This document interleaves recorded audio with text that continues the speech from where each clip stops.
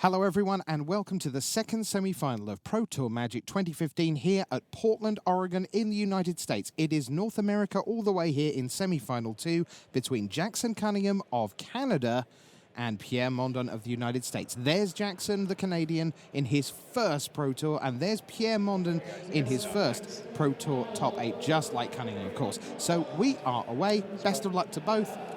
Pierre Mondon kicks us off.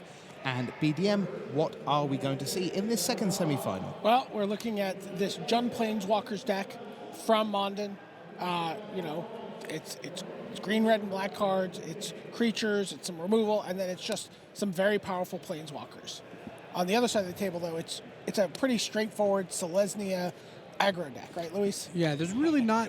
It's not very complicated. I mean, it's a great deck, but all it is undercosted creatures and a couple pump spells. It's a Johnny's and Celestia Charms to pump your creatures, and then, 4/4s for 3 and 5/5s for 4 and 2/2s for 1. Right. It looks very similar to the deck Pat Cox played into the top 8, but just, has a more streamlined mana base. Yeah, the main differences between the two decks, the Naya deck that Pat Cox played and the green-white deck that Cunningham's playing, is that the green-white deck takes less damage off its land and has slightly bigger creatures at most of the costs, like Advent, for example, though Pat did play that in the sideboard. But the Naya deck, because it takes so much damage off its lands, gets to play Boros Charm and Gorklan Rampager for the combo, which does 14 to 18 points of damage once you +4/+4 and double strike. There's the Elvish Mystic you covet so. Yeah, I like foil cards, I'm not going to lie. We have a new foil lover in the Hall of Fame this year. Guillaume Wafatapo famously likes to foil out his decks. I can't even compete with him. I remember at Pro Tour Yokohama, which he won, 10 minutes after winning the tournament, he was at the dealer booth buying foil cards. I did an interview with him about his first Pro Tour experience, and he talked about getting a game lost because he was busy trading for Chinese absorbs. Yeah, I certainly believe it. Fleecemane Lion comes down after an attack from the 2/2 Sunblade Elf. And Pierre Mondon looks like he's short on black mana here. He's going to have to actually unlock it by playing Sylvan Caryatid, which that's the sort of stumble that aggro decks are well poised to take advantage of.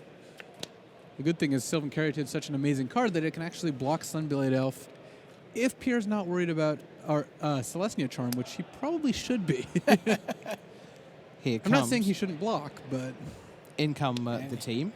He does immediately block. I like this block here, and the reason is that even though Jackson could very easily have Celestia Charm, and it's very bad for you if he does, you're so far behind that you can't win the game if you just don't block and you play around Charm the whole time. Instead, Cunningham just decides to curve out 2-power creature for 1 mana, 3 mana creature for 2 mana, and then a 4-power creature for 3 mana. Yeah, that might have been the best turn 3 play he can muster. I mean, a 4/4 is going to be pretty good against a Sylvan Caryatid and a bunch of smaller creatures. Yes, when you put it like that, each one of those things feels unfair. Right. The 2/2 for 1, and then the 3/3 for 2, and then yes. And the aggregate certainly is, because now you're a couple points of power and toughness above what you quote unquote should be based on normal Magic costing. So, of course, they are just a bunch of animals. That's what green-white decks are known for. I mean, that's their advantage, is that their creatures are larger. I mean, it's actually a good basis for a deck. 5 cards in hand. Mondon with 3 land in play now. He found his black mana, or additional sources of black mana. He already had the Caryatid. Another smiter in hand we see from Jackson Cunningham. It looks like Pierre's walking the plains, like the actual plains, not...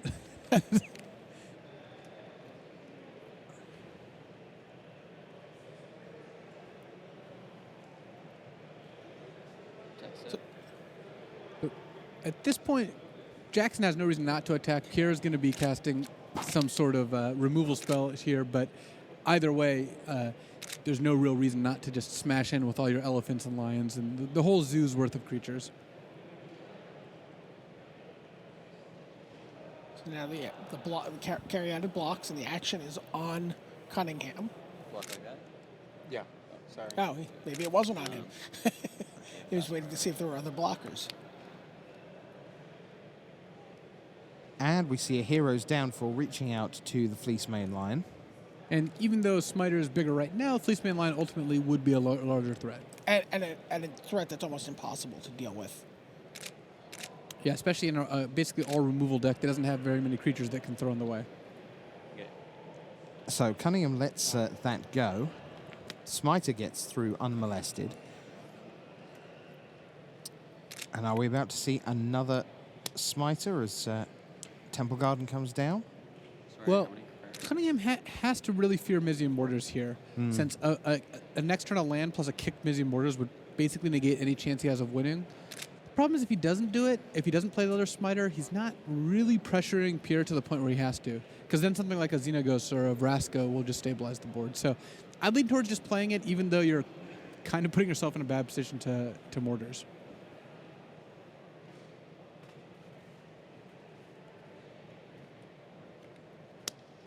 Yep, there you go.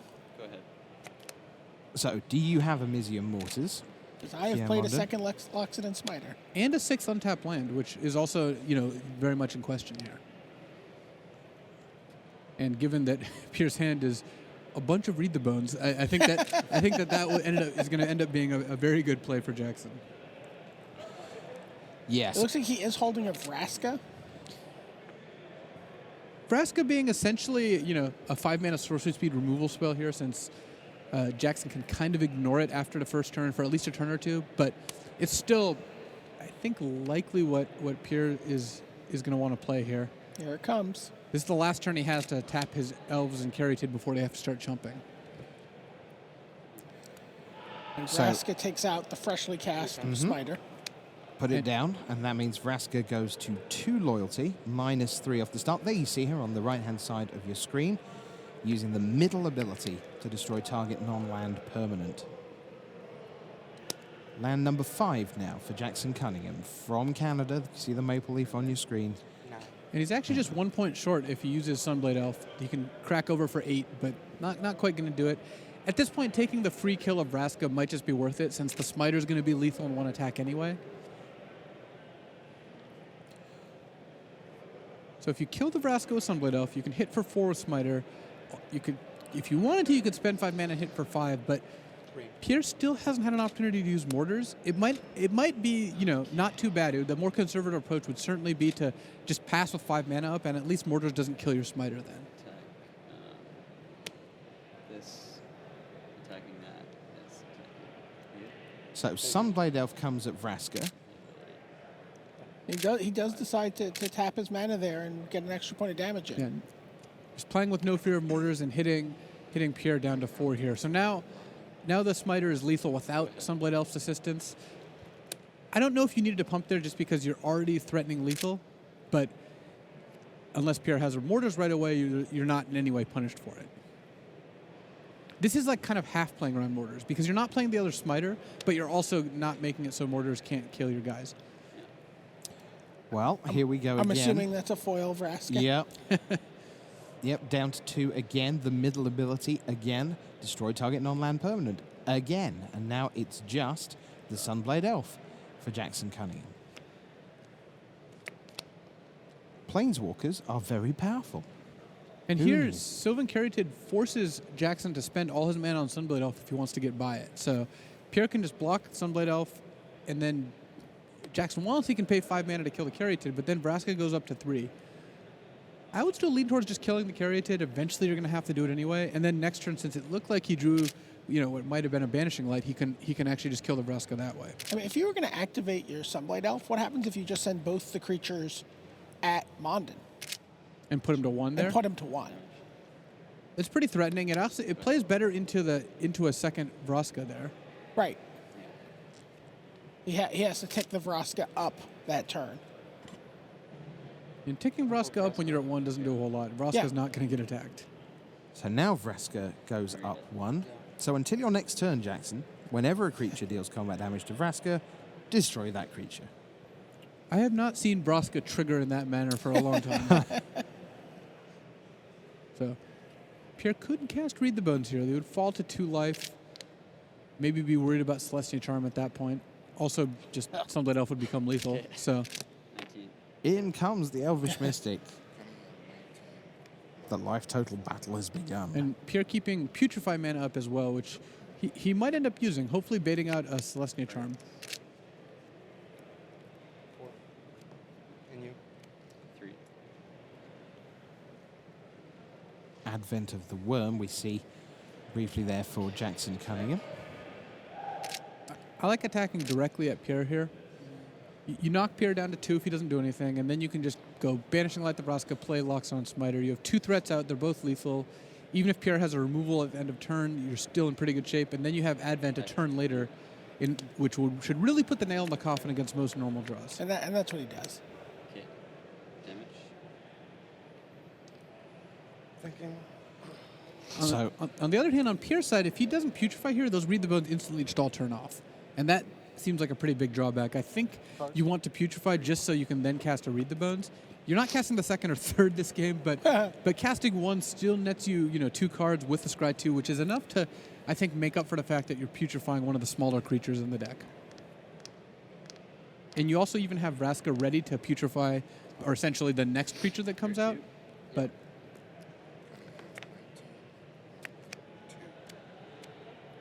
Go. given that Pierre's fallen to 2, looks like Jackson is ready to cast Advent, which Pierre did, wisely hold a putrefy for. So this is going to work out pretty well for Pierre. I mean, he's still going to be at 2. He's still going to be facing a lot of creatures, but given the alternative, yes. right. Context is king. So Vraska eats the Sunblade Elf. And now, deep in the game, we're looking at just an Elvish Mystic in play. End of turn. But not for long. Untap. Big 5/5 trampling Advent. In it comes. Shrug, says Mondon. No blocks, and then 1, 2, 3. Boom. Go away. So the fact that Jackson's going to get to have a 2/2 Experiment 1 and a Locks on Smiter in play at the end of this means that Pierre's going to have to draw pretty well. I don't know what Jackson's trying to represent right now, since there's not a whole lot that gets around Putrefy. Right. Can't be regenerated. He doesn't have his Johnny's Presence main deck. So Experiment 1 into Smiter with a Banishing Light in hand for backup is pretty good. Jackson Cunningham well ahead in terms of life, and at the end of this turn, perhaps just moments away from the lead here in the second semi-final. Remember, even Flock of the Slovak Republic awaits in the final with his blue-white control deck. Even Flock awaits, rooting on Jackson furiously.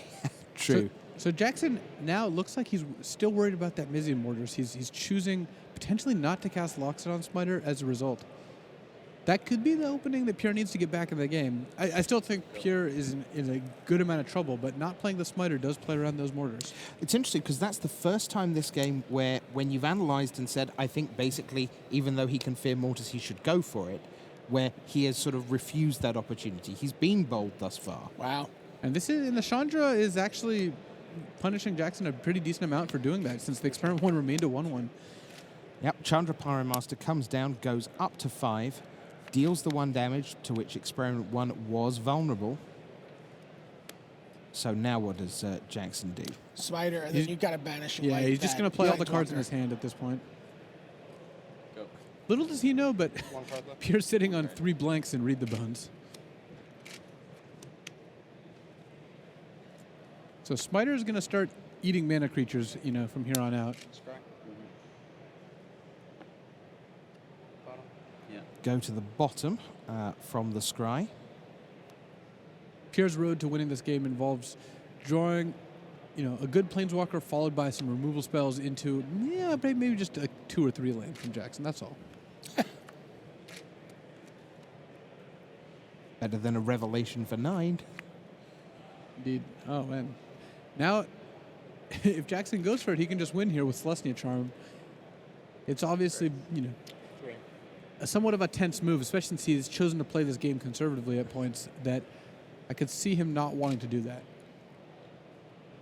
Yeah. Instead, he's just going to attack, eat a creature.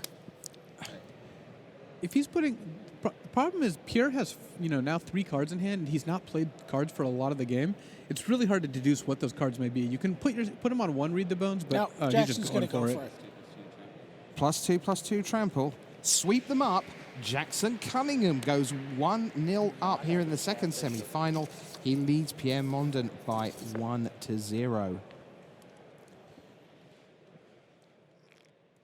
Mondon's got to walk that one off. Yeah.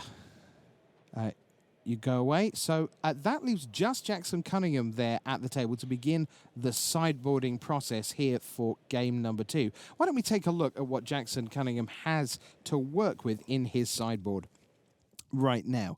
And we'll take a look at that for you as he prepares. And there's only 5 cards in it. Louis said it was a pretty simple main deck. Well, actually, as the sideboards go, it's also one of the simplest in the top 8. Full 4 copies allowed by the game's rules of Cetessan Tactics, Unflinching Courage, and Skylasher, and then Ajani Steadfast from M15, and there you see a couple of Ajani's presents. So, Luis, only 5 options this time around. How many of those might we see in action in games 2 and or 3? I'm going to boldly predict that he brings in 2 Ajani's presents and 3 Unflinching Courage. My reasoning being that he just played this exact matchup, and that's what he did.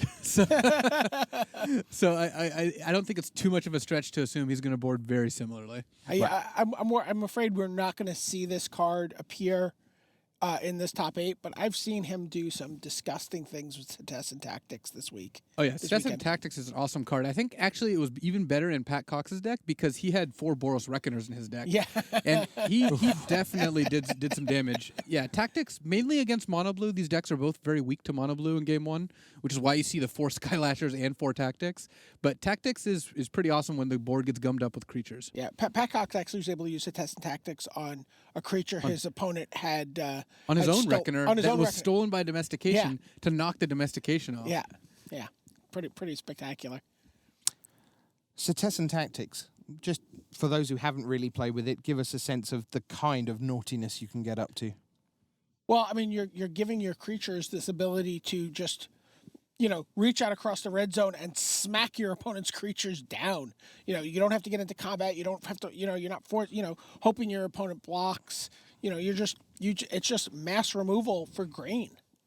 Yeah, the fact that it makes it all the creatures with even power and toughness compared to their opponents win the fight because they're at +1/+1, and all the smaller creatures level up 1 level to fight, and it's so cheap for 3 mana making 2 creatures fight. It's just an incredible card.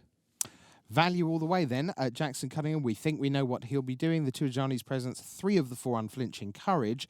But let's go across to the other side of the table and get a sense of what Pierre Mondon is going to do. And like we said, you've just seen 5 cards available on the other side. Mondon has a full 9 to choose from. A couple of Slaughter Games, Pithing Needle, Mizium Mortars, Rakdos's Return, the full squad of Magma Spray, and then Singleton Abrupt Decay, Double Duress, Singleton Golgari Charm, Double Thoughtseize. Luis, is there any possibility that Pierre Mondon can do anything even close to as amazing with his single Golgari Charm as we saw Yuki Ichikawa do earlier in the day? He doesn't have Scavenging Ooze, so it's going to be a little unlikely. Though it's a versatile card. You never know where it might pop up. I could see him, destroying a Banishing Light and doing something tricky with that. We were talking to Jerry Thompson in one of the breaks, and he was saying that watching the Ichikawa match in the quarterfinals, that basically that Golgari Charm play was kind of sculpted round about turn 2.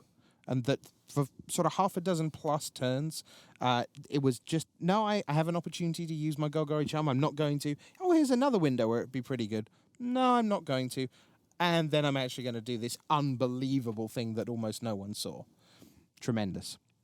So what does happen then? If we're not going to see Golgari Charm madness, what are we going to see? Well, we're going to see Golgari Charms most likely, since it still does, sweep the 1 toughness creatures away.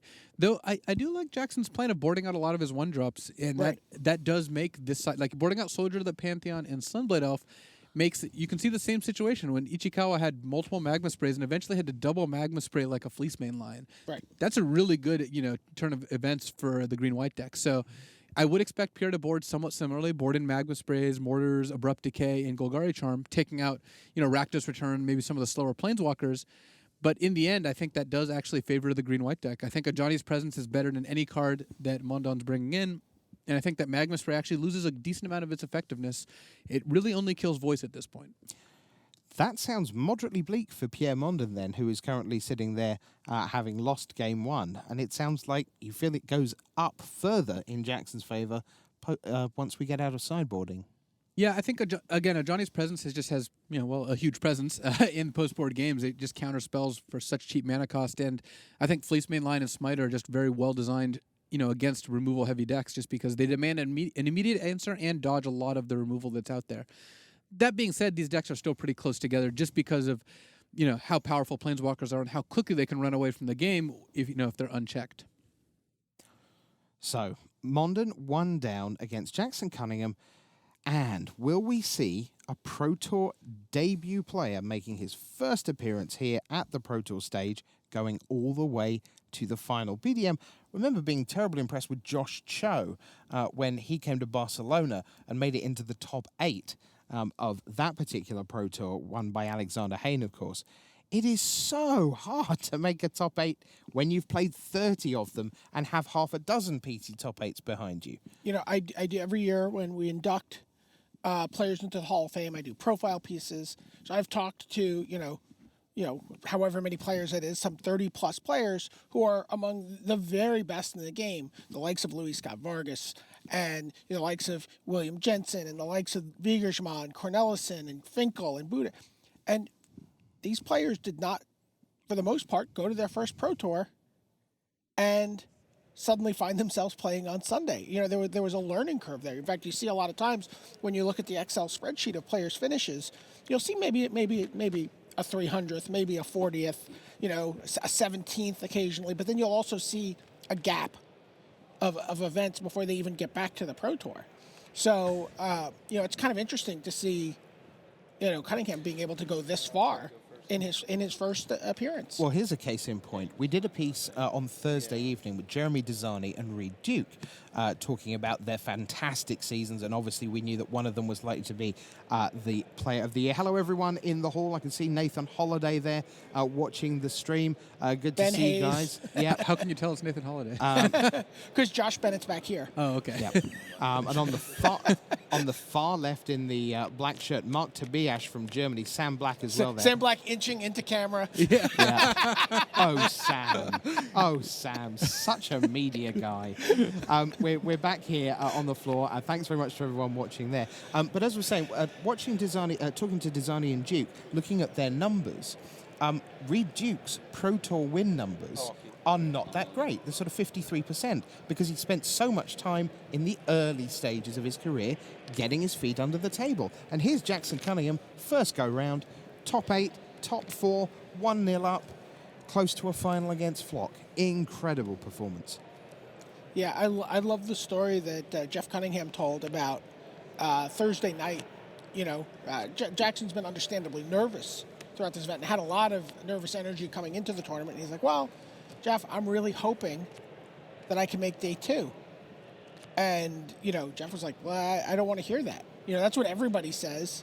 I don't want to hear, I just want to make day 2. I think we can aim higher. I think we can do better than that. So I thought that was, kind of interesting. And, it's something about, I think you get a new player to the Pro Tour, even if, they somehow manage to connect with a large team. Maybe there's just not as much time for those players, but having that intense amount of time with Jeff, who's been here, who understands what you need to do to prepare for a Pro Tour and to get into a top 8, was very beneficial for Jackson. Yeah, that definitely accelerates the process. I mean, first bunch of Pro Tours I played, and I really had no idea what I was doing or how to prepare. And, it took me, I think, 4 years from when I played my first Pro Tour to my first Pro Tour top 8. It's a pretty large amount of time. How long did it take you to stop playing mid-range decks? Well, about 4 years. So, Yeah. though I'm kind of back because that's kind of how Magic works now. Yeah, I mean, sure. not universally. Like I did play a red aggressive deck at this tournament, but I played more mid-range this last year or two than I had previously.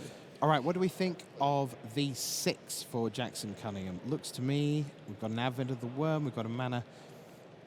couple of land. The players are ready. We are away with game number 2. It begins as game 1 began, with a temple and a bit of scry action, As all games begin. Yeah. as they should. This is a great mulligan. Turn 1 experiment 1 and a turn 2 voice, with Advent in hand is kind of what you're looking for. And actually drawing that forest saved Jackson Cunningham probably like 4 points of life, because having Mana Confluence be your 4th land instead of your 1st land is huge.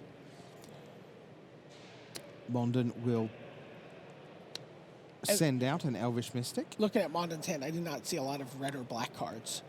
Yeah, he's on the all green card plan, which is actually fine because Courser of Krufix does a really good job blocking, but There is a Putrefy and a Vraska. well, there we go, because Advent of the Worm does a very good job at attacking through all the green blockers. Yeah, this is a pretty ideal hand for Mondon. He's got Coursers to kind of deal with the small creatures, and he even has 2. So if Celestia Charm, pumps Experiment 1 past the first one, that's fine. He can just play a second. There's no real risk to blocking. Putrefy for the first big creature, and then Vraska for the second big creature. Or vice versa, depending on how the game plays out.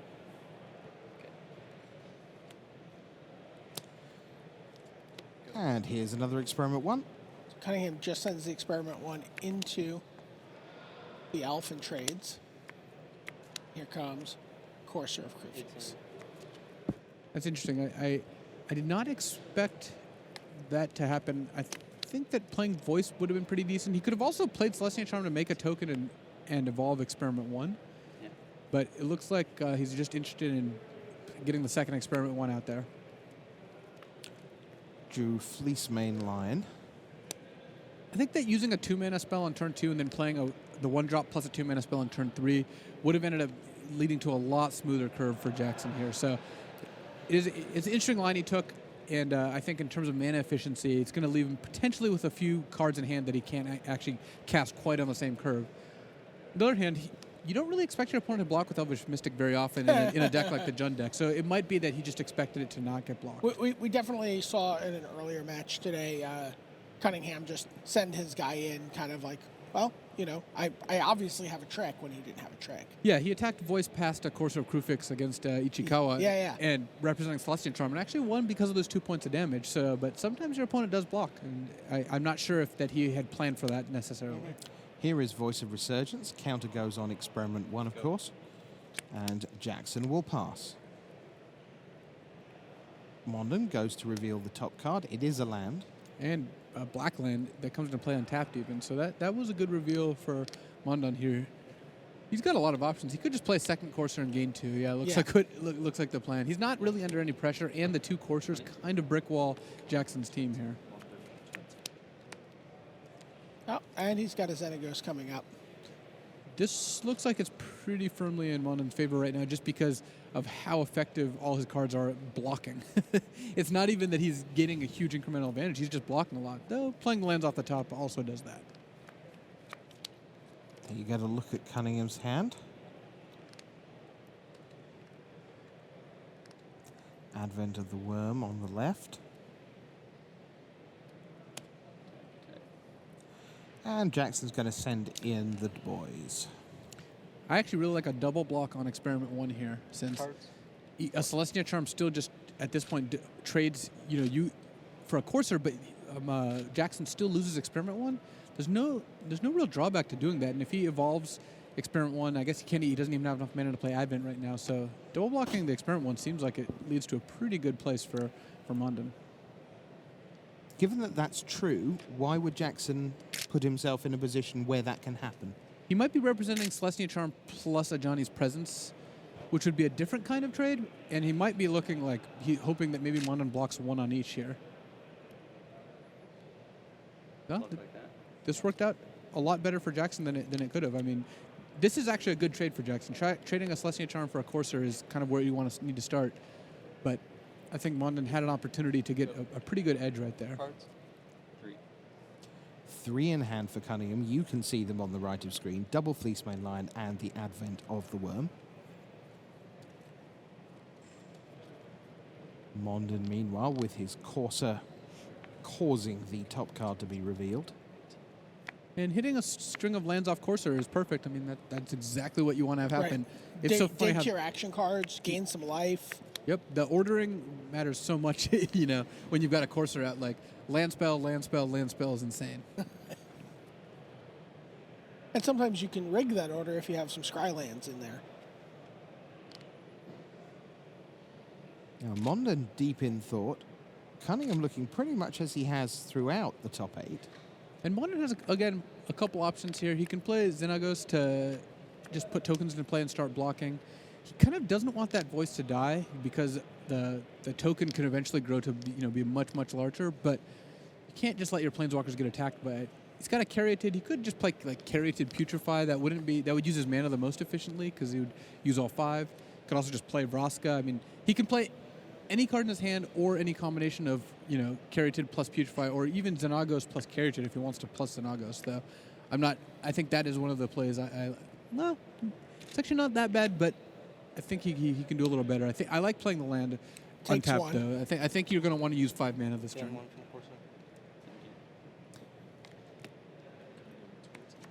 He has another land on top of his deck. Yeah, the land hit sequence is not as impressive. Voice also makes it so the Putrefied needs to get played at sorcery speed unless you want to give Jackson a free token, which he certainly does not. Yeah. So 3 black and green gets you Vraska. And then up we go. So should you come at me, I will kill you.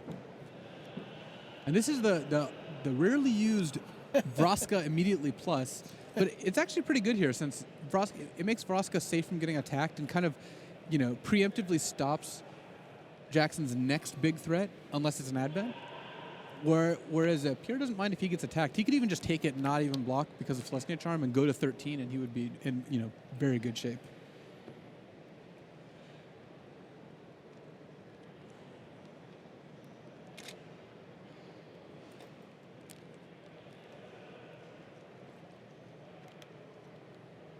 So Jackson's still pretty bottlenecked on mana. He drew that 1 forest on turn 1. Other than that, he has not drawn a land this game. And a hand of 4-drop and multiple 2-drops means that he's going to have trouble really playing spells in the sequence he wants to. Yeah, has Loxodon Smiter now. Maybe Jackson's playing a sub-game of never take damage off mana confluence. You may be correct. Fleece Main Lion.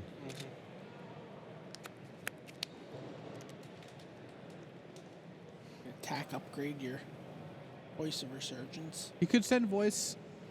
Go ahead. He could automatically make Voice into a token by attacking Vraska, because whether it gets blocked or not, it's dying. Right. But I think it's reasonable to keep Voice back this turn.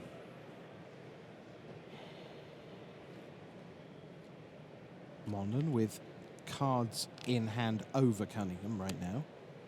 Yeah, and because Mondon has been playing all his lands off the top of his deck, he's ending up with almost twice as many cards as Jackson here. He's built up a pretty large reserve of spells to play. This is Mondon's game. He's got a lot of ways to win this game, and I think there's a lot of the different paths he could take are very viable. Take down Vraska. So Vraska will go down to get rid of Fleece Main Lion before it can become problematic.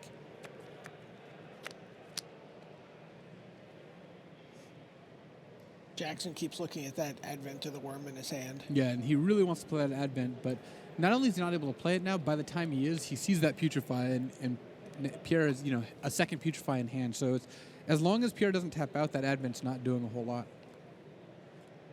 Ideally, Cunningham's able to set up an Advent plus a Johnny's Presence, but he's not only a 4th land short, he's a 5th land short and a Johnny's Presence short. So I'm guessing that this is not the game where we see that. It could be in game 3, but I was getting quite excited there. It sounded such a lovely plan. it is a good plan. It's just, one that it's kind of hard to assemble, especially given that he's 3 cards short right now. Yeah. Game 1. Scry, leave it on top. You're at 18. Yeah. He just played the Akum Refuge from Zendikar. Going to play tap, red, black, gain a life. Mind if I read your experiment 1? Yep.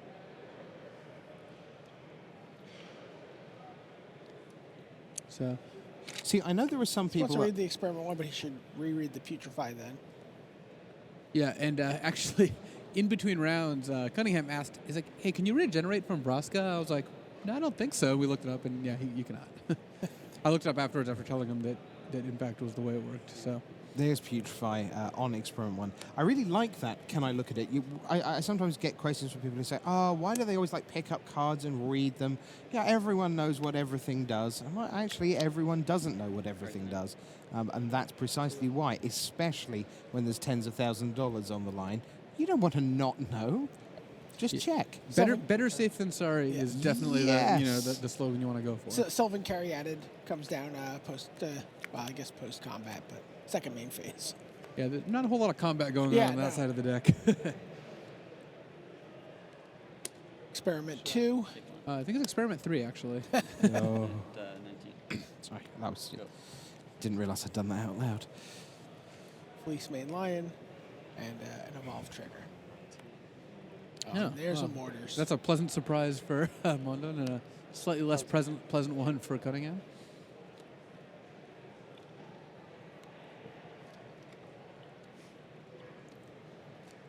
That's a Chandra he's holding as well. Yeah, he's got Chandra, he's got Putrefy, he's got Xenagos. He's got all the cards he needs to win this game. He's got to figure out, how to best, basically clear Cunningham's side of the board so nothing fishy can happen. Here, I suspect, is the turn where he wants to play Xenagos. He can protect it with Putrefy. He can make a blocker. He can even, if he wants, just trade Vraska for, like, the Fleece Main. I could even see ticking up Vraska, zeroing Xenagos. Chandra does not have any appealing targets right now, so I suspect you're not going to want a Chandra. There you go. Get it gone. So yeah, I like Xenagos, make a Satyr token, lead, and you have 3 blockers plus a Putrefy ready to go. And then next turn, you can go ahead and kick Mizium Mortars for the full amount, just overload it completely. Voice does make you want to play Putrefy now. Putrefying an Experiment 1 that's 2/2 is not super exciting, but might be worth it. I would lean toward just making blockers, and there's not much that Cunningham can do to get by you. He's not playing like the Naya deck that has Brave the Elements or anything like that. He's got an Ajani. Ajani could kill Xenagos if he plays it. Yeah, he's playing Chandra instead. Chandra Pyromaster. 0. Looks like he's just going to And- use the opportunity to zero it, yeah. Mm-hmm. And the Mortars reaches out to the Experiment 1. This is exiled, so I'm revealing the top card. Okay. And Abrupt Decay will be on top. So Mizium Mortars takes down the Experiment 1. 2. And he's now able to attack with Courser of Krufix. Yeah, and although it's only 18-17, that fourth land, the absence thereof for Jackson Cunningham, is just increasingly turning into the difference maker in this game. Yeah, and I mean, Mondon has access to 11 cards right now, and Cunningham has access to like 6 or 7. So he's basically double the number of cards, and not even all the cards in Cunningham's hand are castable.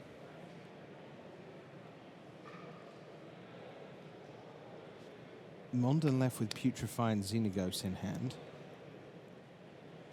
There's a Smiter still for Cunningham. Attack Chandra. Block. Yep. Caryatid blocks. Damage. And then here's a Loxodon Smiter. Yeah, pretty free block, pretty free attack, but Smiter is not really going to fight. I mean, Yeah. even if Pierre had no cards in hand, he would still be handily winning this game.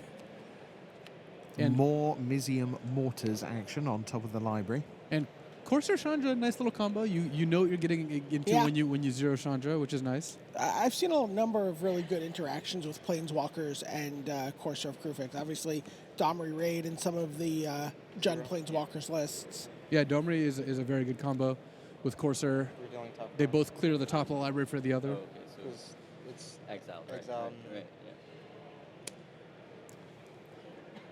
yeah. Chandra clearing the top for Courser. playing 1 scry. It gets to play a land off for the Courser, gets to scry, I'll keep it. keeps Dreadbore. First one of those we've seen this match. This is kind of like the Revelation, except the Revelation is happening in very small increments. where every turn Pierre's just drawing like 1 or 2 extra cards. Overload. Yes, Mizium orders with Overload. Will be a 1/1 token left. So if you would like to join the conversation, you can see on our ticker, you're very welcome to vote for who you think is going to win this match. And I would recommend basing your decision Here you go. on it being 1-1 in a little while.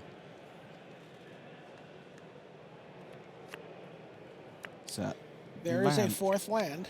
Oh, joy, it's Temple Garden. And yeah, the 4th land, a little late in coming, because now at this point, Pierre has both Abrupt Decay and Putrefy at the ready for any worm tokens, and Xenagos and Chandra ready to end the game. Slowly. Yeah. But surely. Yeah, that's how No, I games mean- are ending in this top 8. Yeah. And in fact, Jackson chooses not to play his land untapped. At this point, he might be looking to cast Celestia Charm in response to Chandra pinging the Elemental to save it, but then Pierre can just use a removal spell on the Celestia Charm token, at which point the Elemental also dies. This is going to be, as Ben has put it, a downhill battle for Cunningham. So he does ping the token, and Jackson does nothing. 1320. Yeah. Here comes Xenagos. The Revealer. Crufix is the Revealer. It's the Reveler. Yeah. Sorry. Oh, boy. At least Xenagos actually does escalate pretty quickly. Yes. Since, 2 becomes 4, becomes 6, becomes 8, and then that's it. It's added up to 20. Have you seen games this weekend that just are entirely like Xenagos tokens just doing all the damage? Oh, yeah, unchecked. I mean, it's just like 3 Right. turns or 4 Right. turns, so it is quite quick. Here we go. Untap with 4 lands in play.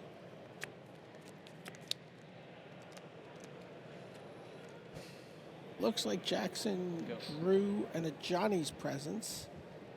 He's 1 land short of the combo. He's drawn the Johnny's Presence in a land, but I don't think it's going to be enough, even if he was able to magically have another land in play.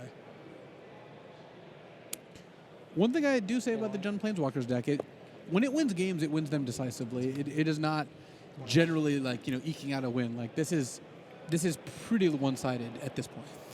You said that the Jund Planeswalkers deck was winning slowly but surely, and that's what it was doing in these little incremental +1 card here, +1 card there. Let's fast forward to a hypothetical world where Mondon wins both this game, which is not a big stretch, and then game 3 to put him into a final against Stephen Flock. Flock also likes to win slowly but surely. Who wins when both players think that's what's going on? It's much clearer when you're sort of, I'm trying to stay alive, I'm the control deck, you're trying to kill me, you're the aggro deck. When they're both planning, I'm going to divination. I'm just going to do a little bit of this, a little bit of that. Who's advantaged there? It's really going to come down, Pierre is definitely under a faster clock against Flock, just because if Flock gets out 10 lands, he can at any point fire off a Rev for 7, then cast a Planar Cleansing, and that wipes out all the progress that Mondon's made. Right. So Mondon really has to use Xenagos and Rakdos Return to really reduce the amount of outs that Flock has. So he would be the beatdown, as it were. Yeah, though that can change post-board games.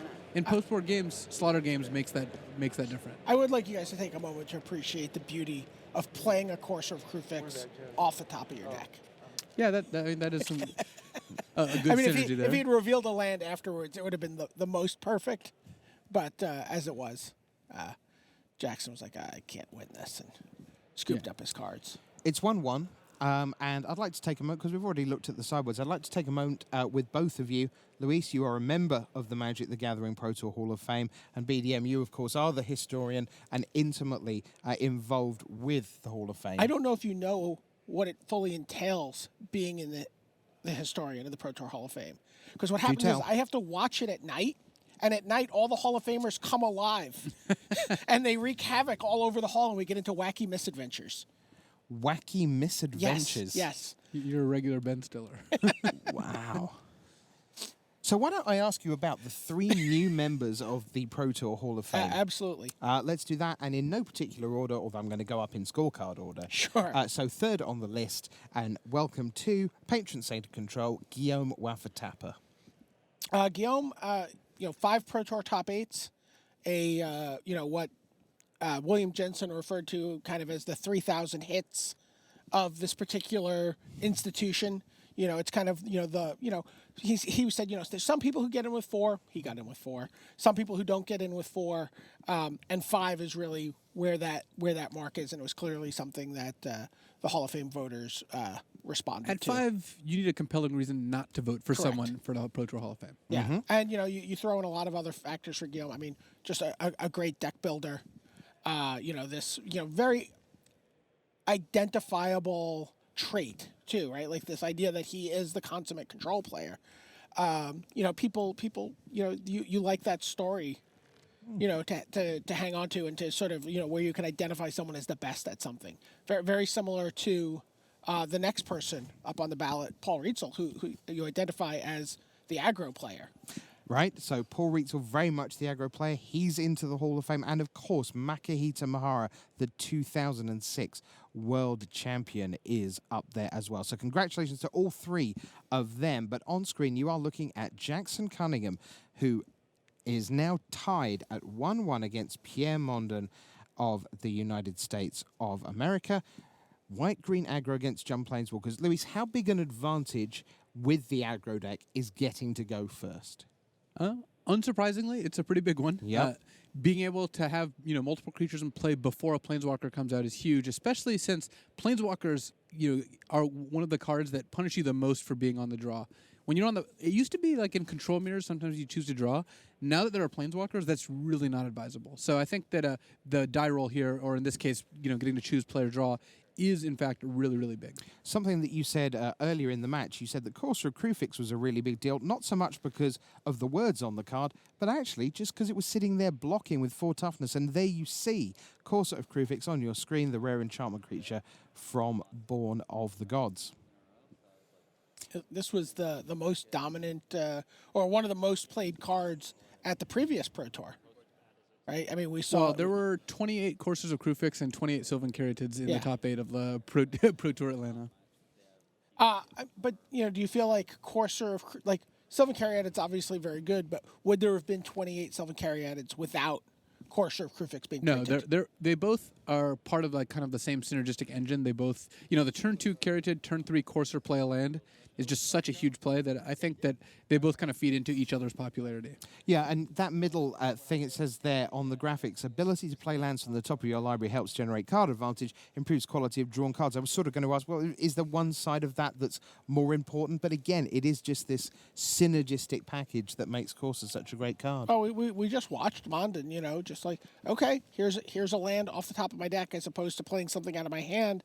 And it gets, especially with Scrylands in the format, that ability to sort of push and, sort of sift through your draws so that there's always a spell waiting for you when you draw for your draw step. Yeah, even if Courser just by itself would increase the quality of your draw step by making it so you can only draw lands when you hit multiple in a row, Scrylands make that even more likely. So overall, it's a pretty big advantage as the game goes on. Have you seen people, warping like towards enchantment removal or, any kind of concessions to this card when you guys were playtesting? Certainly, you pick your removal with it in mind. I mean, without Courser running around, Bile Blight would have been just a much better removal spell than it already is, and it is already very good. And I think once Khans of Tarkir comes out, we're going to see a lot of Coursers of Crufix. I would imagine that we're going to see cards that interact favorably against it as well, because R&D is very aware of how good Courser is. The Block Pro Tour definitely showed us that. So you're saying there's going to be a Planeswalker that says kill target 2/4 creature? Yeah, it's probably not quite that on the nose, but something along those lines. Just any toughness between 3.9 and 4.1. Thank you. All right. So Jackson Cunningham there on the left of your screen, Pierre Mondon on the right. Mondon took a little break just to clear his head after game 2. Comes back to what is a very large and pretty lonely stage once you get down to just the one table, but you've still got plenty of people around, judges, camera crew, the spotters giving us the hands. You see the iPads there, Rashad Miller, one of the judges there, DLS, Dave Lyford-Smith, bringing you all the cards in hand for our two players as they prepare for potentially a life-changing single game of Magic, because one of them will be done for the weekend, and one of them we will be seeing again in a best 3 out of 5 final against Even Flock of the Slovak Republic. I was tempted to ironically call Flock King of the Red Zone, but it would be ironic because Flock is on blue-white control, and although we have seen him attack with lots and lots of creatures, they were all based off a young Pyromancer earlier on. Hello everyone out on the main floor, lots of Pro Tour players we see there gearing up for the deciding game, and lots of people busy playing in the background as well. Sundays are sort of a very relaxed feel out in the hall because, of course, we've only got the last 8 who are with their lives on the line. Sure, I mean, just like us, we're completely relaxed on Sunday morning. Super, it's true. I've actually heard from Twitter that there's a 6-on-6 Homelands draft going on with, luminaries such as like Brock Parker and David Ochoa and a number of other people. I couldn't even quite tell. But Oh, fantastic. Which, by the way, might be the only format that takes longer to play than a blue-white on blue-white mirror match. we'll find out.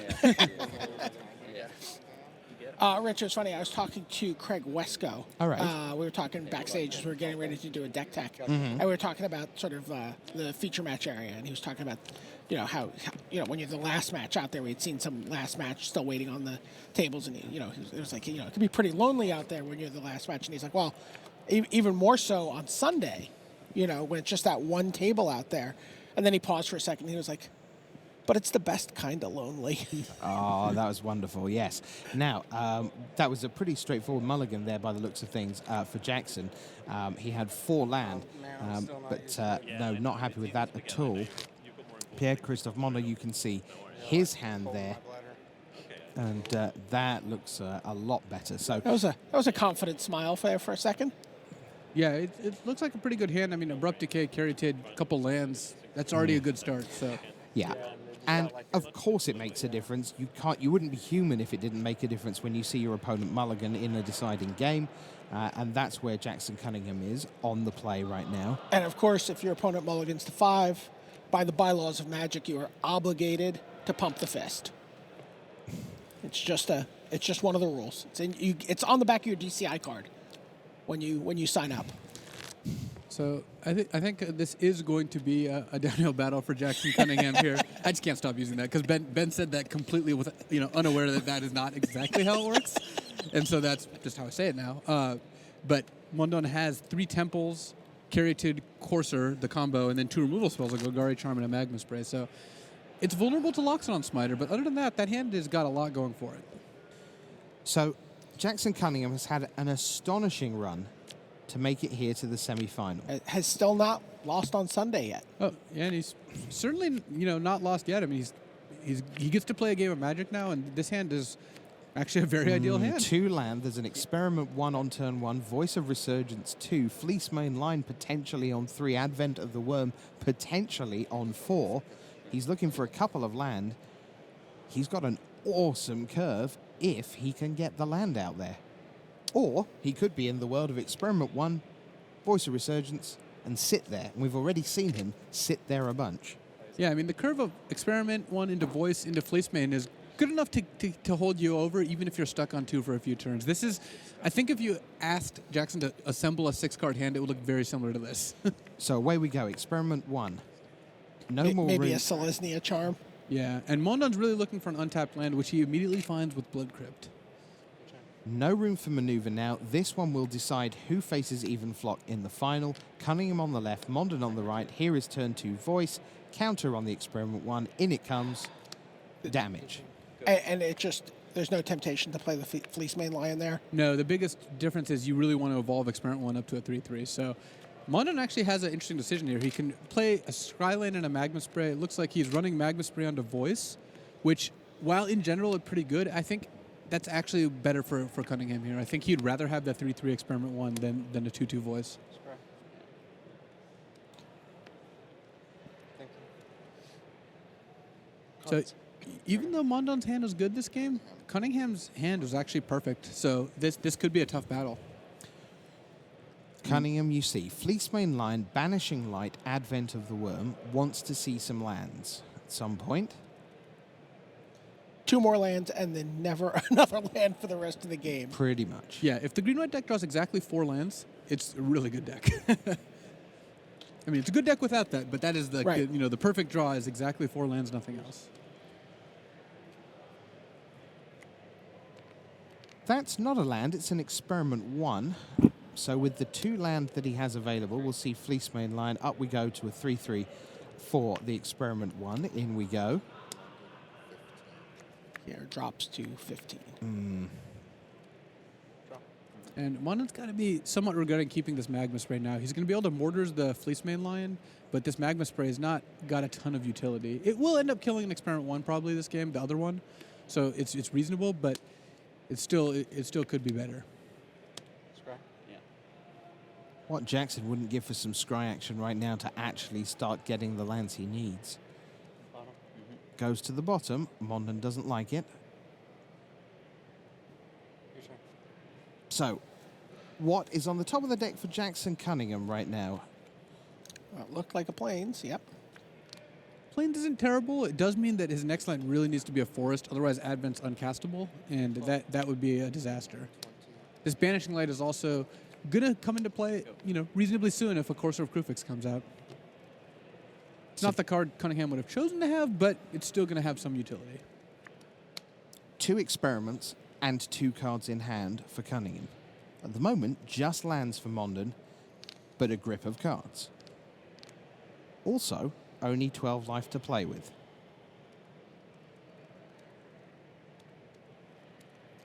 I need to ask the judge a question. Yeah. So Pierre's going to just step away from the table for a moment to talk to one of the judges. Just wants to check something. Well, what he wants to check is going to work. He's going to What he wants to do is Magma Spray the 3/3 Experiment 1, and then cast a Golgari Charm. So at that point, Cunningham can remove the 2 counters to regenerate the Experiment 1, but then Golgari Charm does make it a 0/0. Right. And actually, it will still, if the Magma Spray resolves, if you remove the 2 counters, it just immediately dies anyway. So Mondon is actually, this is going to work out. He's going to be able to sweep Cunningham's board here. So Mondon's going to be in a pretty good shape after this. Cunningham might go ask the opposite side of that, which is, if my 3/3 has 2 damage on it, what happens if I remove the 2 counters? The answer would be that it would just immediately die then before the regeneration resolves. Okay. Okay. Yeah, -1/-1. Everything -1/-1 from Golgari Charm. 4. So checked on this round. Then he's asking again. Sorry. Could we just confirm what's the exact question?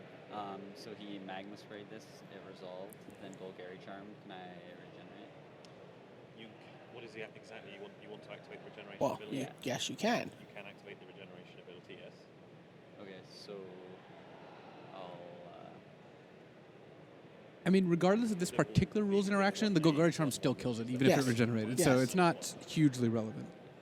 Okay. No, it's just you can't sort of explain to players how the rest of the turn's Right. going to play Right. out. The judge can only answer your questions in a pretty straightforward yes or no fashion. I mean, Yeah. Cunningham couldn't get around that no matter No, how he no, played no. it. So it was, a good play on Pierre's side and not much Cunningham could do on his side. Golgari Charm doing the business Oh. once again. This is brutal. 4th land, but It's a plains. And pass. Pierre Mondon, he's 12-20 behind, but he's ahead where it really counts.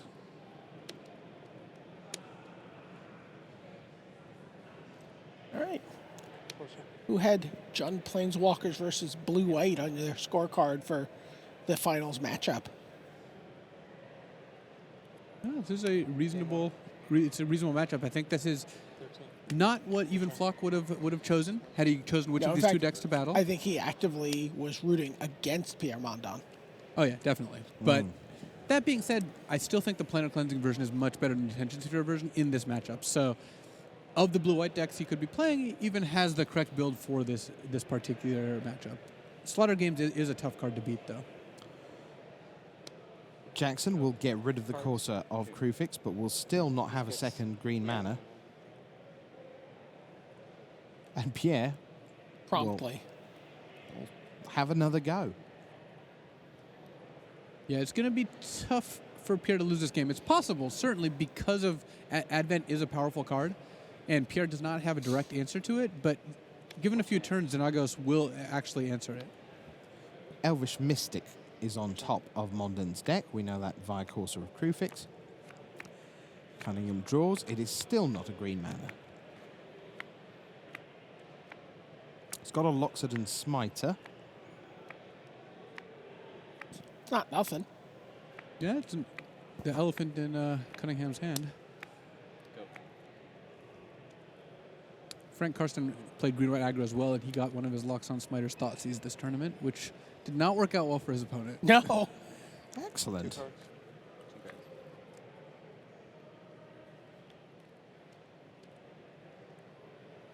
2 cards. They just didn't see it coming.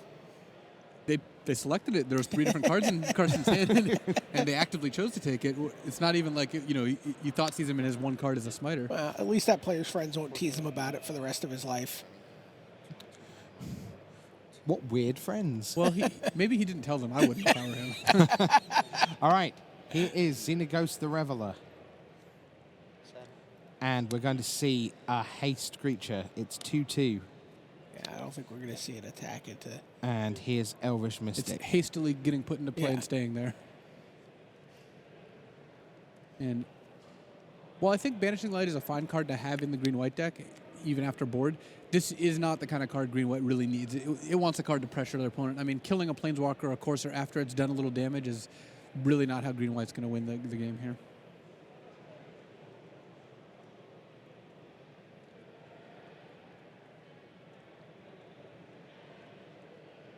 Pierre looking as confident as we've seen him look I mean, at this point. assuming Cunningham ends up banishing lighting Xenagos, we've got a Smiter attacking. It can get triple blocked, but then a Johnny's Presence makes it a 5/5 indestructible, killing like the Courser and the Mystic. Mondon's on all lands at that point, plus a Sylvan Caryatid in hand. This could come down to top decks with, Cunningham having an Advent in hand, so forests are live and all the creatures in his deck are live. This game is not over. I mean, the Banishing Lights, despite not being a card that puts pressure on, are still going to do some good work this game. Here we go. Loxodon Smiter comes at Xenagos. Mondon not with anything going on in hand. All his actions on board right now.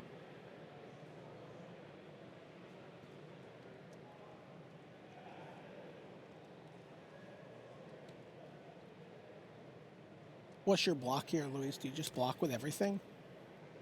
You're Or do worried you about just- Celestia Charm. You really don't want to block with Courser.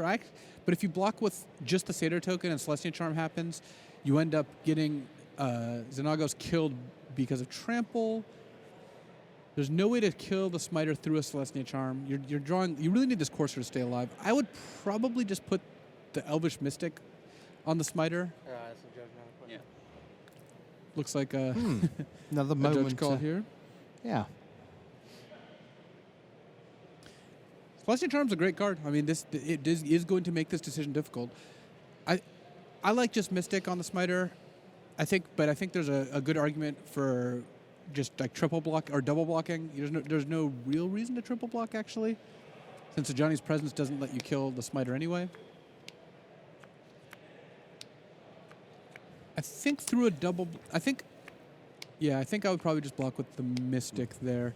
And then even if there's a Celestia Charm, next turn you can double block. I would, I guess, rather lose Mystic and Xenagos the first time.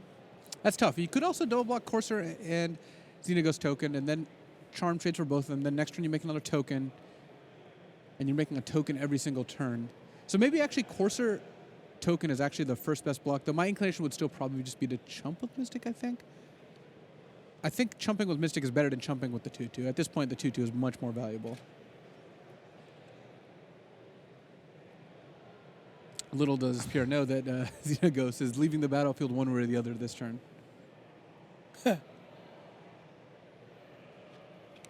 All that thought.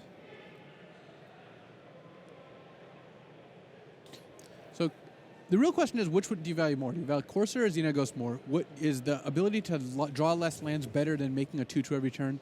I'm valuing Courser at slightly higher, plus this This way, next turn you get to double block. But I think trumping with Mystic or double blocking with the two power guys are basically the only two options you have here that I think make sense.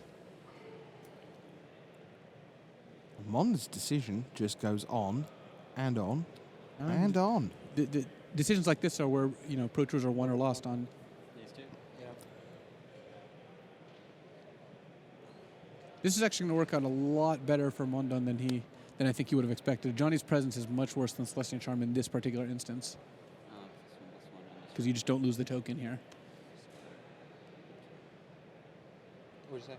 I'll order it. So I'm Ordering the this guy. blockers. Yeah, yeah. Okay. Course of first. Technically it would have been done before the casting combat trick, but in this case it doesn't actually matter. And then Banishing Light takes out Xenagos. Yep, so we're on a 2-2 and a 1-1 versus a 4-4 with Advent on one side and a Scryland on the other side. This is actually coming to a close game.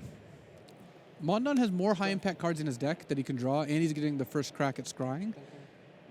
But And he's going to get rid of the land that was there. What are you at? I'm at 20. You're at 14. Sure. if you say so. Mondon deciding whether he wants to raise. Sylvan Caryatid does give you a turn buffer. Basically, if Cunningham can rattle off Forest and then spell, all of which are Advents, I think he's in great shape to win this game.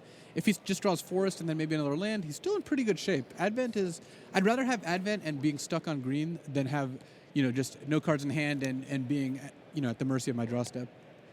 The Loxodon Smiter will attack. Sylvan Caryatid will get in the way. Are we about to have... No, we're not. It's going to be Experiment 1 and still just 1 green mana for Jackson Cunningham. Pretty low impact card there. Mondon draws. He's I assume into he the top of his gladly deck. trade it with a Mystic at this point. Yeah. Looks like we've got a Vraska coming after a Loxodon Smiter. Nebraska. There she is again. It'll be That the was a good draw. middle ability. So it starts at 5 right now. Yeah, and Mondon can put it to 6, but I think Yeah. just killing the Smiter, you know, it is pretty good. He could have also killed a Banishing Light and gotten back a Xenagos. Oh, wow. I actually think I like that a little bit more, because then you can threaten the double block. Celestial Charm gets you worse, but at this point you can deduce that that Cunningham probably does not have a Celestial Charm in hand.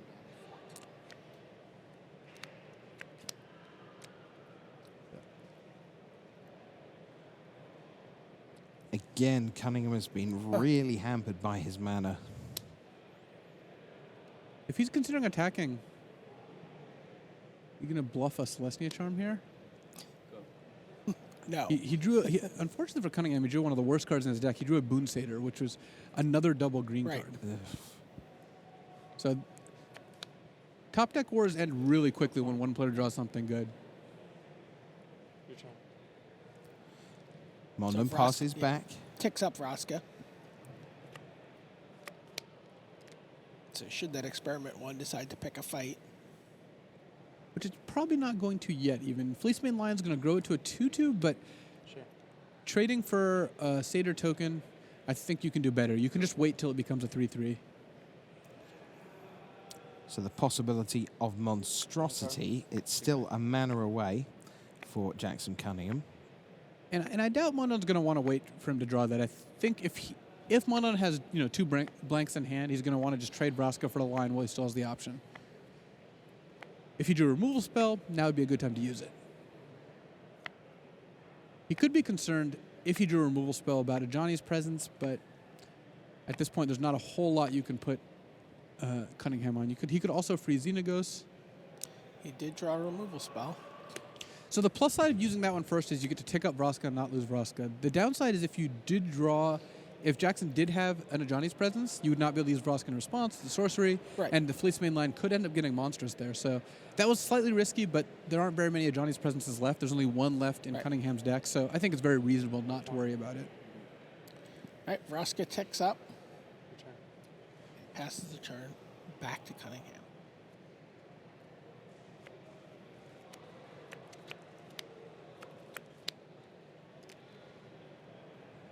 Smiter, at least a playable draw.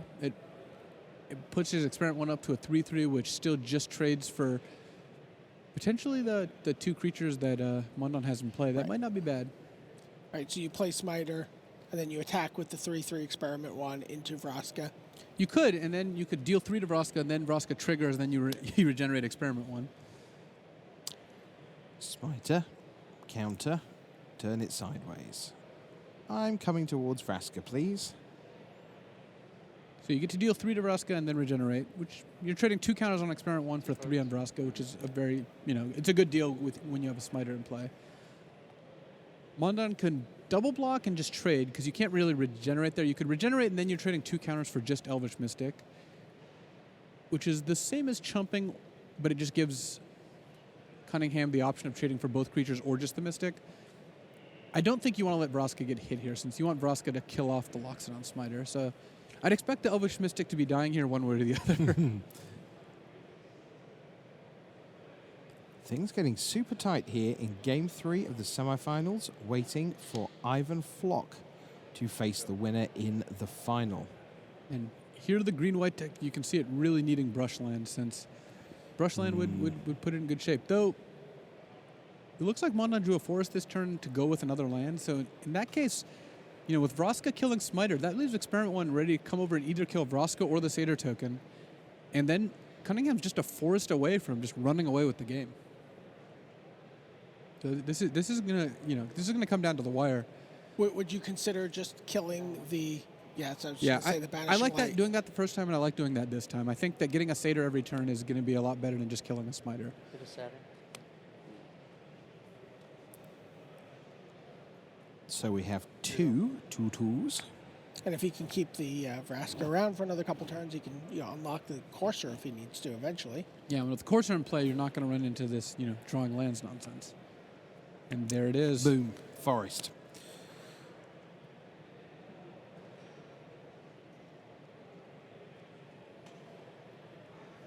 Do you just attack all your guys in here? At this point with a Boon Satyr, there's no blocks are bad for you. Pierre is at 14. You could just attack him with both, but I think I like attacking the Xenagos. You force the blocks a little more than if you attack Pierre directly. Yes, so Experiment 1 will aim at Vraska, which would put Vraska gone. She would be utterly disloyal at that point. And then Pierre's going to offer up the trade of the 2-for-1, although, of course, they're both just tokens off Xenagos. I like... Yeah, definitely. Yeah, for the Smiter. And here's Boon Satyr.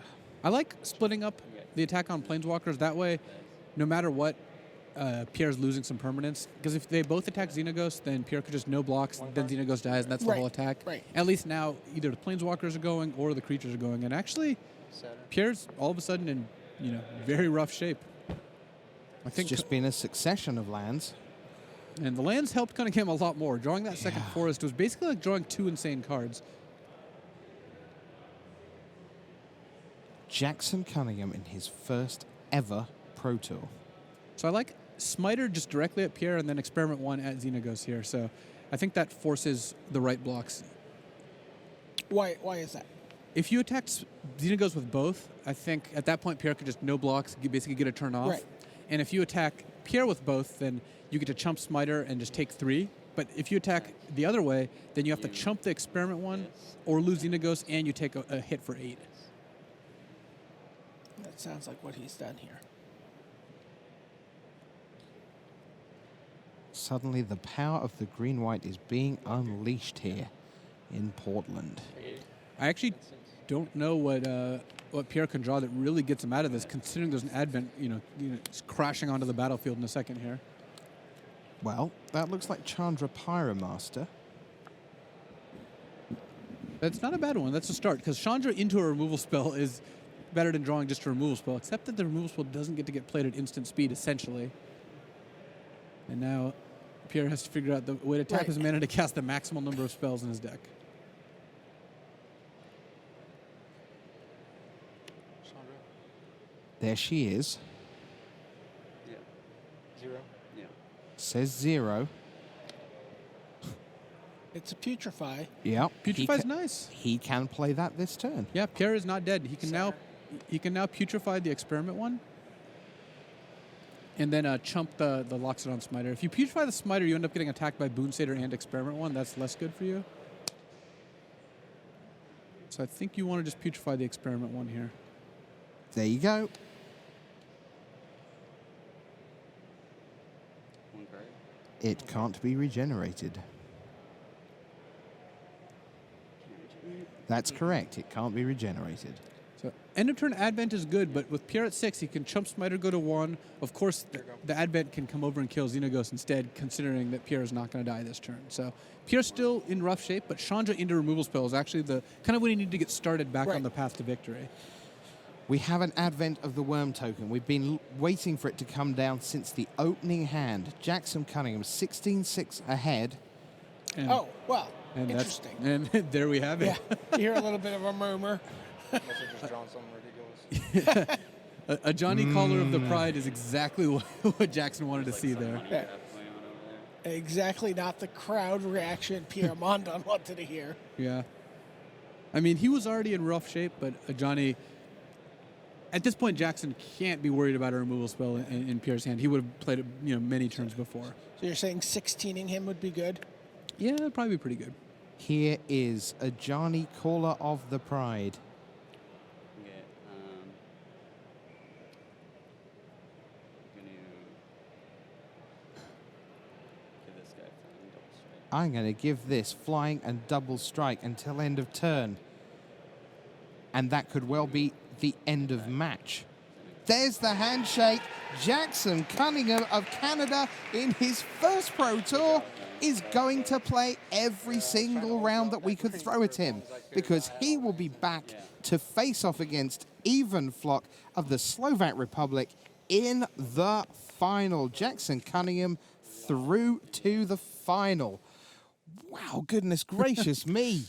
I at no point into those last couple of turns did I think Jackson was actually going to win that game. Yeah, that was a really tight game. He bricked a couple of forests that he needed to, bricked Andrada Forest for a couple of turns that would have given him a perfect opener. And it looked like Pierre Mondon was going to be able to run away with the game. Yeah, Pierre had to hit a string of lands. That happened. Jackson had to hit a forest. That also happened. And those things combined, plus the Johnny's presence as the nice little combat trick to push the Smiter past, it ended up working out for Jackson. And also, across the 3 games, I mean, we can label a deck anything we like, but Jund Planeswalkers, really, the Planeswalkers, given how powerful they are fundamentally, didn't do everything that they might have done. They weren't at their most powerful for Pierre across those 3 games. Yeah, and he did have, not very many turns where he passed the turn with a Planeswalker out and had it live for the next turn. Yeah, so congratulations to Jackson Cunningham. So white-green aggro will go up against blue-white control for Even Flock. And BDM, we know from talking to Matej Zatlkaj that overwhelmingly Flock wanted to see the white-green aggro deck in the final. Oddly, the deck with 4 Supreme Verdicts and some number of planar cleansings and Azorius Charms is really eager to play against the green-white aggro deck. We've been here before, if you remember Pro Tour Dragon's Maze, so I wouldn't be too hasty on predicting that, though I think that this is a better matchup than the Jund Planeswalker deck. All right, well, that's it for us here in the booth. We will set the stage for the final. We will see you in just a few short minutes. Don't you dare go away. Meanwhile, here at the news desk, it's Marshall Sutcliffe.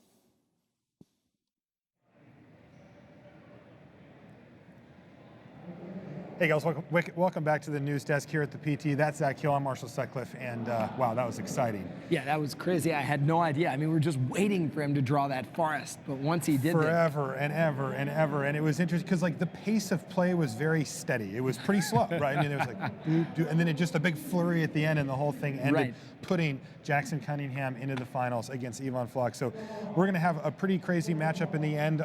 2 decks on the opposite ends of the spectrum as far as aggressive versus control. One of them very, very controlling, and one of them maybe not the most aggressive deck in the format. It's got a little bit of hedges towards some resiliency, but still very aggressive. Why don't we take a look now? We're going to talk about that a lot, Zach, don't worry.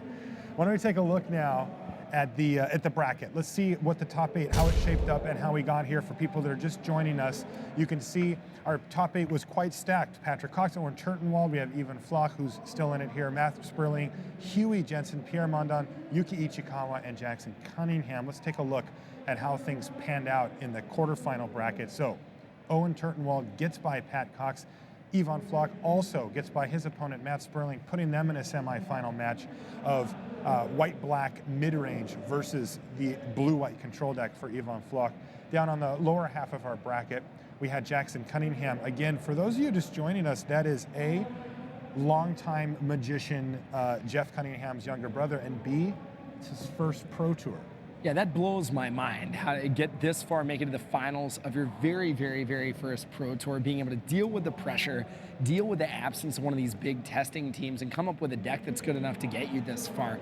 Incredibly commanding performance from Jackson. Is ridiculous. I can't even imagine. Like, he said he coming in that his goal was to make day 2, and Jeff was like, no. When we talked to him after he'd picked up 2 back-to-back losses after his first draft, and his perspective after a really good day 1 had sort of changed. He's like, okay, I'm going to see what I can salvage, blah, blah, blah. But after that, he just didn't lose a match. Right. And, I mean, being able to keep your head in the game like that is the sign of a competitor. I predict a lot more to come from Jackson Cunningham. Yeah, it seems to be a safe prediction. Now let's take a look at the last match on our bracket. It was Pierre Mondon getting by William Huey Jensen. I mean, I can't imagine sitting down in a Pro Tour top 8 and having to face Huey, easily one of the best players playing Magic today, along with one of the best players ever to play Magic. Yet Pierre defeats him and moves on to the semifinals to face Jackson Cunningham. Now, in that match, we have up above there, we have Yvonne Flock with his blue-white list beating Owen Turtenwald, another tough matchup from 2 Pro Tour veterans, and Flock is able to get by Turtenwald in impressive fashion with his blue-white list. Yeah, I mean, I really, we talked a lot about that matchup. It seemed like Flock had the advantage. What I'm curious about against this green-white deck is if Flock's deck is fast enough. I mean, the white-green deck has a lot of resilience, a lot of ways of beating Supreme Verdict. Planar Cleansing, again, effective but very slow. With cards like Advent of the Worm, cards like Celestia Charm, the ability to operate at instant speed, the ability to regenerate Experiment 1, Flock's going to have to fight pretty hard. This is a matchup where a lot of the builds with Detention Sphere may be a little bit better positioned, so we'll have to see what happens. Yeah, this is going to be super interesting to see because we know that Yvonne Flock's deck has some really nice sweepers. It's basically built around the sweepers, right? It's a deck that focuses on those as the focal point and even eschews some other cards like you mentioned, Detention Sphere. It doesn't play any of those so that it can play cards like Planar Cleansing. But what it doesn't have is quite as much spot removal, right? It's got things like Azorius Charm to help keep the opponent off balance, maybe Last Breath, cards like that. But it doesn't have access to black, where you get cards like Bile Blight, which can just end the game. We saw that earlier in the top 8. And I'm curious to see how it pans out because while Yvonne Flock is, we call it dirtling around, right? He's, divination, play some quickens, do some things like that. Meanwhile, he is going to be taking massive amounts of heat from any reasonable curve out from Jackson Cunningham, and I think it's going to be a true race. Once we see Flock stabilize, I don't think that Cunningham is going to have much of an easy time getting back from that. It's definitely not going to be easy. I will say this green-white deck has the deceptive ability to power through more than you might anticipate. A Johnny Collar of the Pride plus Celestia Charm, it's not quite as big of an effect as a Johnny Gore Clan Rampager or Boros Charm Gore Clan Rampager, but that's still, you charm up a worm, send it to the skies, give a double strike, that's 14 damage. So that's enough to come back from even a big Sphinx's Revelation. And that's also a play, and this is really important against the control decks that you can set up on your opponent's end step into your main phase, which is you need to have those sequences set up. Now, interestingly, Yvonne Flock, he's prepared for that. He's running 4 main deck Quicken. That's a card that lets you draw a card for blue and also lets you play a sorcery at instant speed. And the sorcery at instant speed that he usually plays, Supreme Verdict. Yeah, I mean, a lot of the time we've seen in a bunch of lists, like 2 copies of Quicken here and there, smooth your draws out, give you some more cantrips, maybe cast a divination. The difference between those decks and Flock's deck is that Flock's deck is really built around Quicken. Quicken is an engine, not just with 3 divinations, 4 Supreme Verdicts, 3 Planar Cleansings. He's really able to use those Supreme Verdicts to deal with Mutavault, which is a really problem card for a lot of the other blue-white decks. I mean, an incredibly impressive deck from Flock, really taking that to its natural extreme, not even playing any of the what are traditionally called finishers in the main deck. Yeah, it's really great to see that. Why don't we take a look at Ivan Floch? He is our first finalist here, and we can see what kind of a career he's had. You can see he's got 167 lifetime pro points. This guy has been around. He's been playing Magic professionally for about 12 years on and off, and this is his first Pro Tour top 8, 29 years old. He's from Slovakia. So, you know, a huge finish for him. I know it means a ton to him to make his first top 8. Yeah, exactly. I mean, 26 Pro Tours played. That is a lot of Pro Tours. He has been around a long time, always hovered near the top of the standings. I mean, I was so surprised that this was his first top 8 because I'm just so used to seeing him in the feature match area. You know, so he's been almost there, but not quite. Breakout moment for him, and there's nothing that can crown it more powerfully than being named champion today. Nothing like getting over the hump by, instead of just finally making the top 8, just winning the whole thing, right? Yeah, just call absolutely. it a day. Now let's take a look at his opponent, Jackson Cunningham. Jackson's from Canada. He lives in Vancouver. Again, this is Jeff Cunningham's little brother, but wow, he has really made an impact putting his own name, Jackson, right to the front here by making it to the finals. And look at the stats. Lifetime earnings? Nope, none of those yet. Lifetime pro points? He's getting his first lifetime pro points here. This is his first experience at the Pro Tour level, and this guy is going to sit down in a few minutes and play in the finals against Ivan Floch. I mean, very quickly, What? Jeff Cunningham could be soon to be thought of as Jackson Cunningham's older brother. Yes. If Jackson's able to take this away. I mean, this is a powerful story. You know, I mean, 0 Pro Tour experience. Hadn't come in, but you know, one of the things is like, just because you don't have experience doesn't mean you can't play test effectively, doesn't mean you can't think about the metagame. And that's exactly what we've seen. I mean, his deck is a phenomenal choice. We've heard him talk about draft. His theories about the draft environment make sense. You know, so I mean, it just goes to show, you know, obviously having a big playtesting team helps, but anybody can take this down, and Jackson's going to try to do just that. Yeah, now we are running a poll online right now on I think it's on the Cover It Live to see where people think who's the favorite to win. And right now, 60% for Ivan Floch, 40 for Cunningham. I think that, you know, a lot of people favor the control deck against the aggro deck. Why don't we take a look at Ivan Floch's deck list here? We got to get down into the nitty-gritty here, Zach, with you about what this matchup really comes down to and what it's all about. You guys can take a browse here on the blue-white control list, and I think that the overriding theme for this deck for me, or at least maybe not the theme, but the idea that sticks out to me the most is that there's a spectrum of control lists, right? Like on one end of it, you have these tap out lists that sort of control the early game and then just play big things over and over and kind of overwhelm your opponent. This is not that. This is the far other end of the spectrum where, I mean, where are the win conditions? Like, you have to look pretty hard to find one here. Yeah, you've got 2 copies of Mutavault, and you've got the ultimate ability of Jace, Architect of Thought. That is it. Now, Elixir of Immortality means that theoretically, you can just cast it and cycle it late in the turn and just say go, go, go until your opponent decks himself. More often, we see an ultimate from Jace or some attacks from Mutavault. But, I mean, yeah, basically, this deck is prepared to play not only a long game, but the long game. The question is how he gets to the end game. And in this matchup, the key cards are going to be those 4 Azorius Charms and 2 Last Breaths, enabling to provide defense enough to survive until he's able to cast Supreme Verdict Planar Cleansing. The thing is, even those mass removal spells, less effective than they would be because of cards like Boon Satyr, because of Advent of the Worm, because of Celestia Charm. You know, Cunningham could have a threat on the board right after a Wrath is cast, right after Supreme Verdict is cast.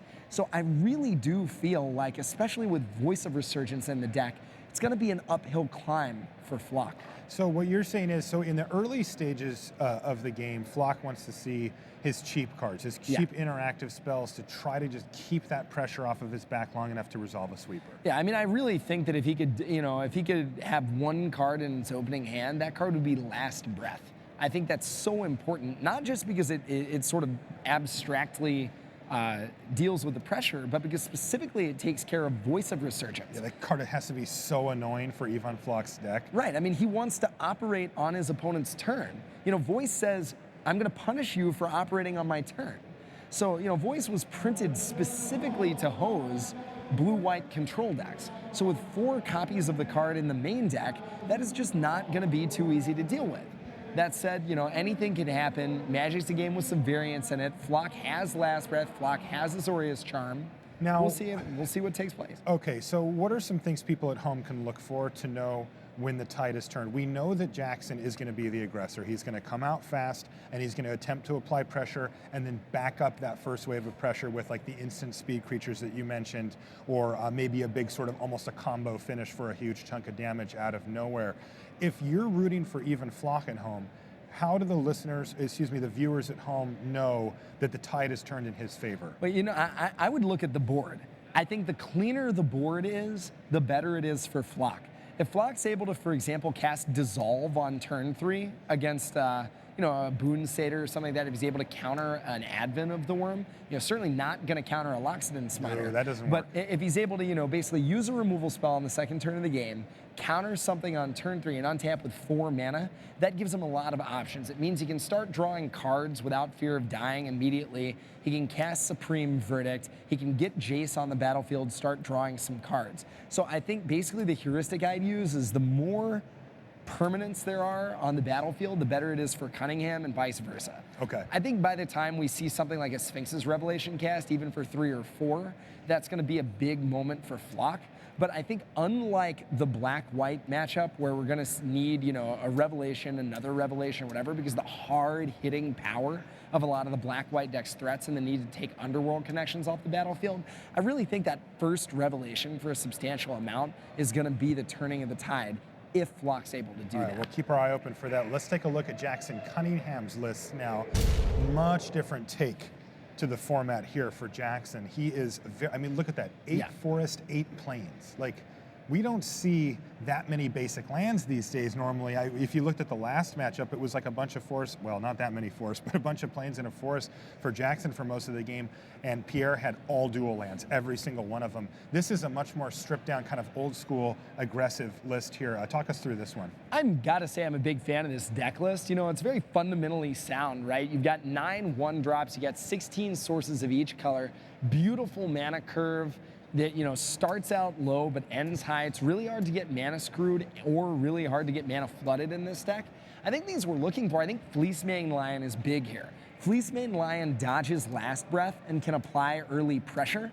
And once Jackson is able to activate the ultimate ability, it doesn't die to Supreme Verdict, it doesn't die to Planar Cleansing, it can't get targeted with Azorius Charm, and it can't get targeted with Last Breath to begin with. It's essentially immortal.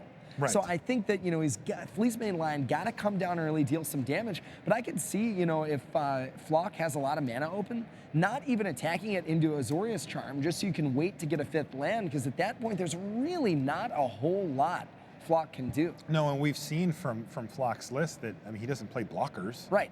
Like, he's not playing anything that's going to get away in the ground outside of maybe a Mutavault or something, and that's just not a great plan against an indestructible creature. Yeah, exactly. And in the main deck, some of the other lists, they have a bunch of Elspeth. You can just block the Lion forever.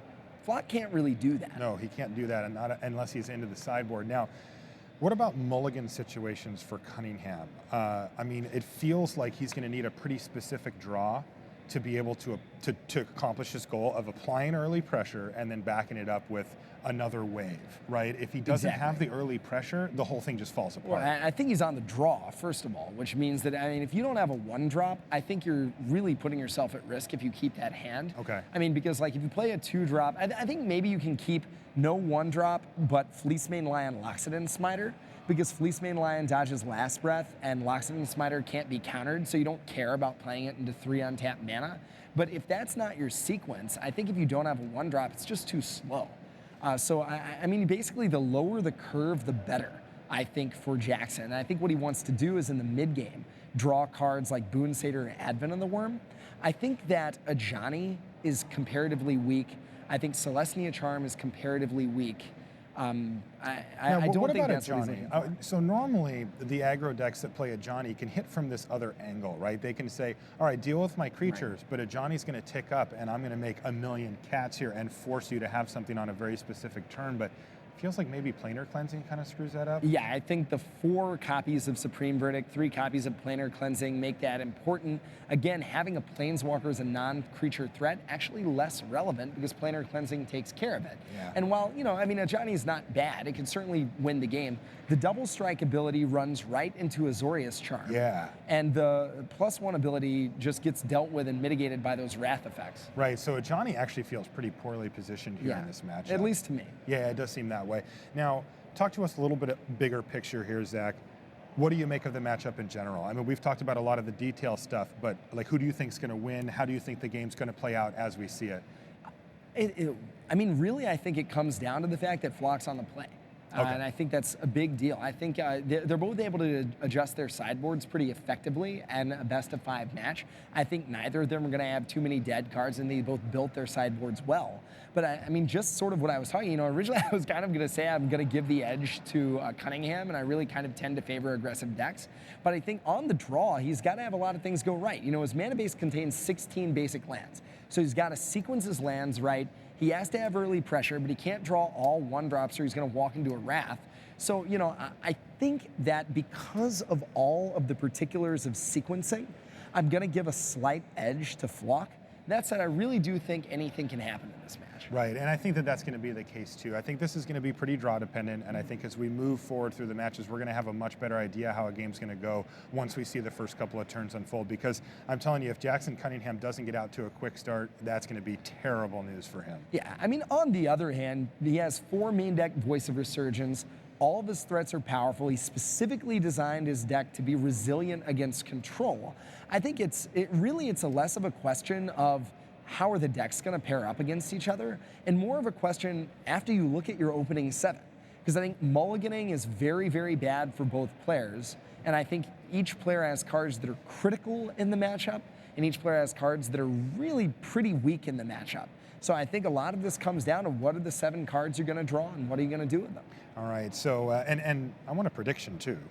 I'm going to predict Flock. You're going to I'm going to predict Flock in 5 games. 5, ooh, the full 5, Yeah. I like it. I'm actually predicting Flock here too. I feel like he has a lot more experience at the Pro Tour level. Like, he's played more than one, for example.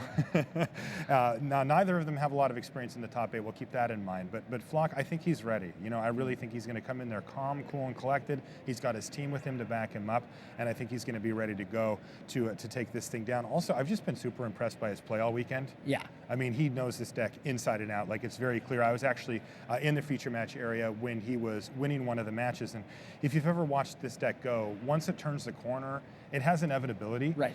But unfortunately, it takes a really long time to actually finish the game. But he was under the clock. Now, here in the top 8, there is no clock, so he's going to be able to make sure that he goes through smoothly. But, he was doing the thing where he's looking at his clock every few minutes because he needed to win that last game.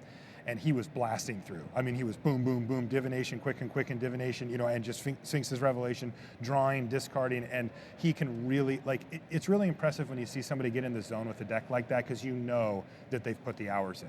Well, and putting the hours in, I think, is the exact best way to describe it. I mean, he has played more Magic with his deck than anyone else this weekend, both in terms of hours and both in terms of matches. Now, I don't know how to interpret that. Right? On the one hand, he could be totally exhausted. This is not an easy deck to play. That is true. On the other end, he could be so familiar with it by at this point it becomes second nature. But I mean, we've seen, he's not only been in the feature match area, those matches have not exactly been short. And I will say there's a certain reality to that. I mean, there's kind of a symbiosis that happens between you and your deck after you played 20 rounds with it or something. And, I think that might, I think I can see it cutting both ways. I think that's probably going to serve him well here in a deck like any time that he casts something out of sequence. For a lesser ball, I mean, what Mate said to me, he said he thought this deck, and I think Frank echoed this, was like 49% against the field. But in the hands of Flock or Sifka, it went up to like 55, 60% just because they're such masters. So I think that that's going to get rewarded in this match. Okay, kids, they are ready to go. We are all set here to go in the finals of Pro Tour Magic 2015 here from Portland. Let's head down to the booth where Luis Scott Vargas, Brian David Marshall, and Richard Hagan await.